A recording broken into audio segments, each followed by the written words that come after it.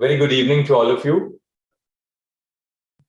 Justice Prakash Srivastava, Chief Justice of the Calcutta High Court, my two very distinguished colleagues, Justice Anirudh Bose and Justice Dipankar Datta, judges of the Calcutta High Court, members of the staff, ladies and gentlemen, and all those who are attending this event, both in person at the High Court in Calcutta, as well as at Jalpaiguri, as well as those who are on the virtual platform.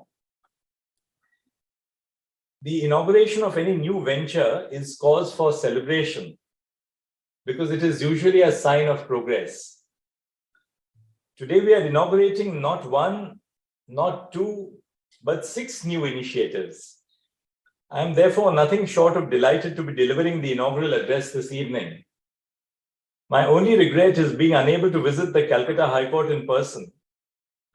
But perhaps it is only fitting that I deliver this address virtually, seeing how most of the initiatives inaugurated today relate to technology.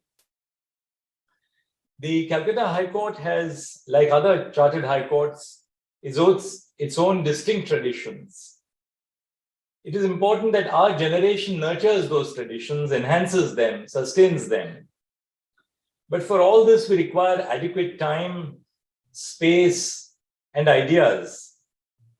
Today's initiatives are significant from that perspective because we are combining the physical, the tangible, the space with the virtual, which is the world of ideas.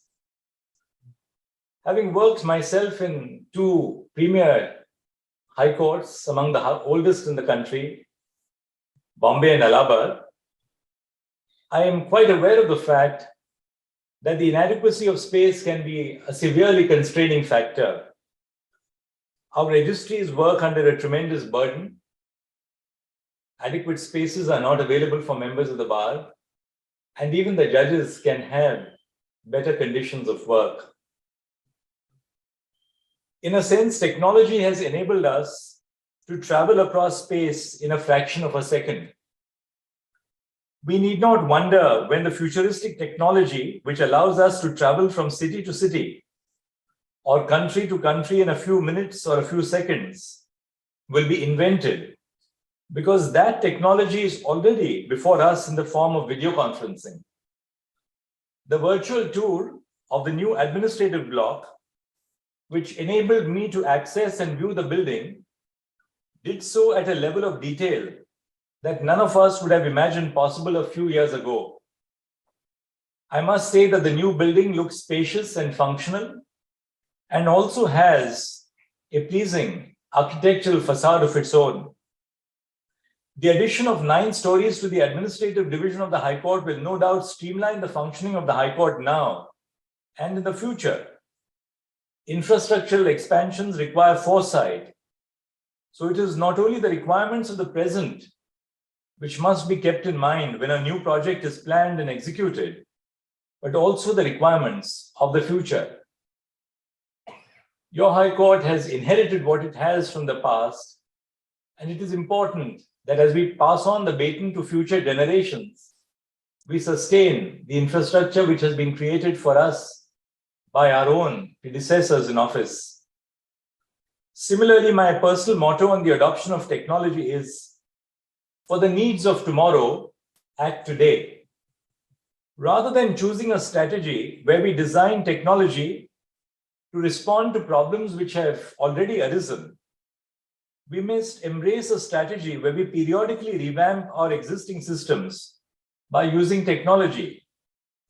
If we do this, we will be able to meet any challenge head-on, regardless of whether the challenge is foreseen. An example that comes to mind is the pandemic caused by the COVID-19 virus. The E-Committee of the Supreme Court, which I head, had been expanding the technological capacities of our courts long before the pandemic began.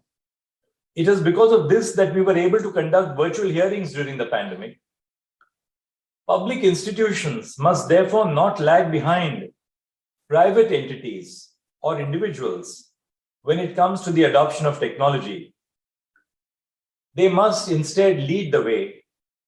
I'm glad that with these initiatives, the Calcutta High Court is doing exactly this.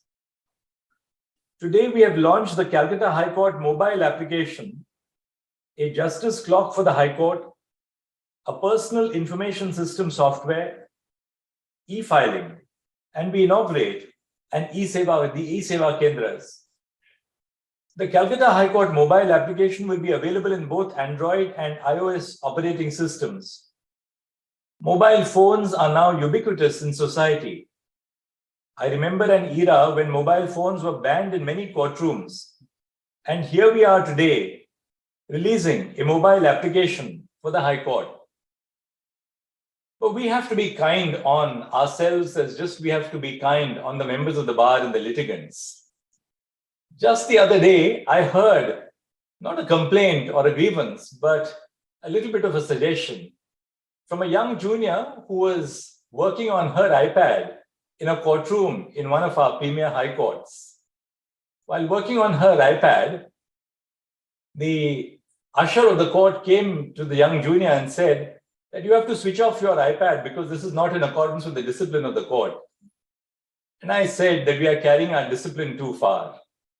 A young junior or a young lawyer, or any lawyer for that matter, working on an iPad within the precincts of the courtroom should be allowed to work on it, so long as they're not watching movies on the iPad or on their laptops. But we must trust people. We must set up internet facilities within our courtrooms and of course have adequately maintained firewalls so that the facility is put to genuine and authorized use. All features and functionalities of the website which have been replicated in the mobile application deserve commendation. Advocates will undoubtedly be benefited by the easy access to the online display boards, cause lists, and the case status tab. Litigants too will find the application very useful. This is especially because the citizenry is able to afford mobile phones more easily than they can afford desktops or laptops. If a litigant wants to check the status of their case, for example, they will find it far easier to use the mobile app than the web browser. In these small ways, technology makes the justice system more accessible to all the strata of society.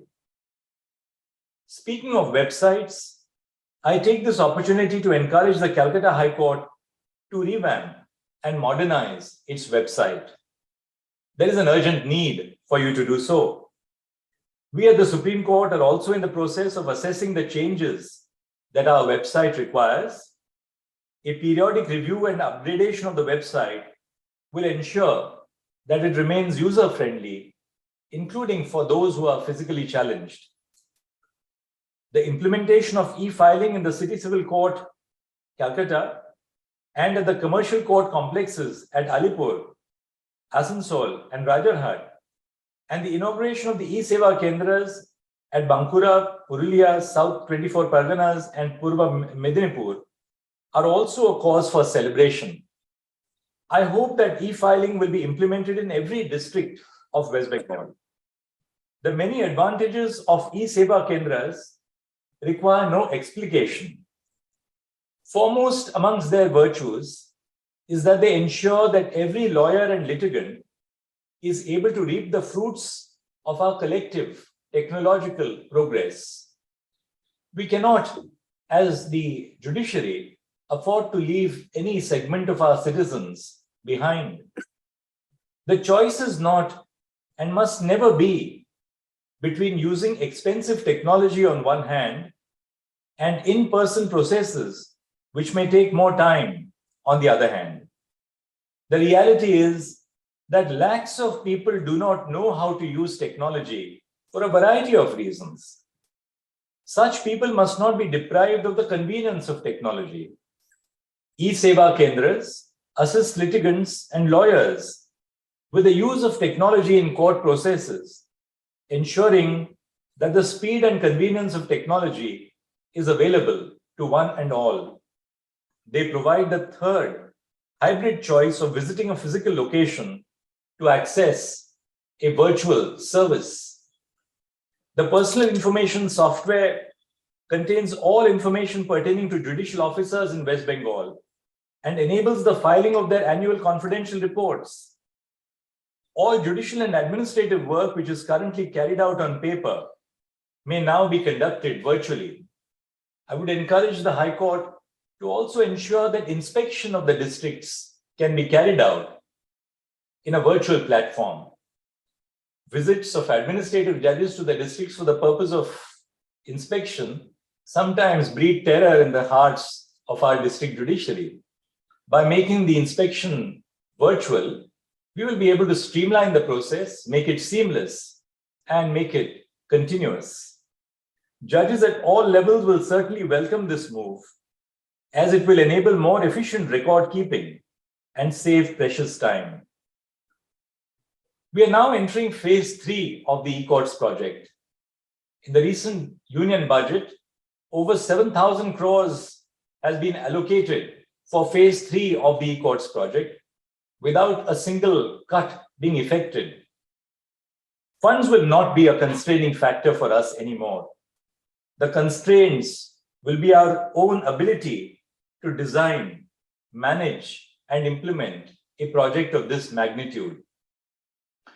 As we anticipate the release of the first tranche of the funds for phase 3, we must begin planning now on how we will utilize the funds which will be allocated to the judiciary in the state of West Bengal and ensure that these funds are put to use immediately and for good purpose.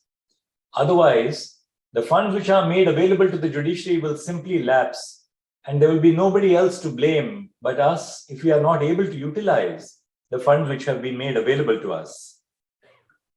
In the Supreme Court, we have commenced a new initiative for translating our judgments into every one of the languages recognized by the Constitution. We already have nearly 3,000 judgments which are translated into different Indian languages. I would earnestly appeal to the Calcutta High Court as well to launch upon this initiative which we have adopted by ensuring that your judgments are available in simple language to the people as they understand the language. This will truly ensure that we reach out to our citizens and that our processes become known to our citizens in words, in language, and in a form which they can truly understand. We have also launched the ESCR, the digitized version with a search engine. This will ensure that lawyers across India do not have to spend a single rupee in accessing judgments of the Supreme Court.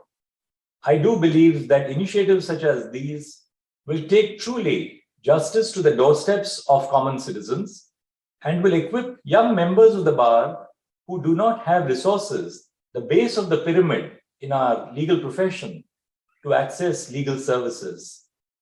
I'm certain that litigants, lawyers, and judges will all walk away happy at the end of today's event, for the lives of people belonging to each of these groups has been truly enriched by the initiatives which have been launched by the Calcutta High Court under the able guidance of your Chief Justice. I wholeheartedly compliment Justice Prakash Srivastava, all the judges who have cooperated with the learned Chief Justice. The leader is as good as his team, and I'm sure that this is a symbol of the cooperation which the Chief Justice has received from all of you, for which I would like to compliment all the judges and members of the registry. Justice T.S. Sivagnanam, with whom I've worked very closely on the E-Committee ever since the days when he was a senior judge of the Madras High Court, has been at the forefront in initiating the use of technology, in adopting the use of technology. And I'm sure that with his presence in the High Court, many of the young judges, the more senior judges, the members of the registry would be encouraged and incentivized to use technology. I'm in the midst of hearings in the Constitution Bench of the Supreme Court, and I must share with you that all the 5 judges of the Supreme Court who are with me in the Constitution Bench, all of us 5 judges, are completely on a virtual platform in the sense that we are paperless. We have commenced transcription of oral arguments in the Supreme Court.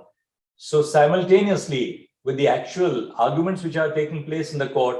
These arguments are being converted into transcripts. At the end of the day, we provide the transcripts to the lawyers who can cross-check for any errors. And on the next day, these transcripts are made available for viewing by the members of the public and the profession at large. These initiatives will not only truly make us a court of record, as I said, but going beyond that, they will foster the cause of legal education by enabling our law colleges not merely to have a look at the written word or the text of the judgments, but the antecedent material in the form of arguments which are made by lawyers, so as to give a new understanding and appreciation of the work which we as judges do. I'm sure that many of these initiatives can be adopted by the High Court and that you will do so under the able guidance of all the judges of your court.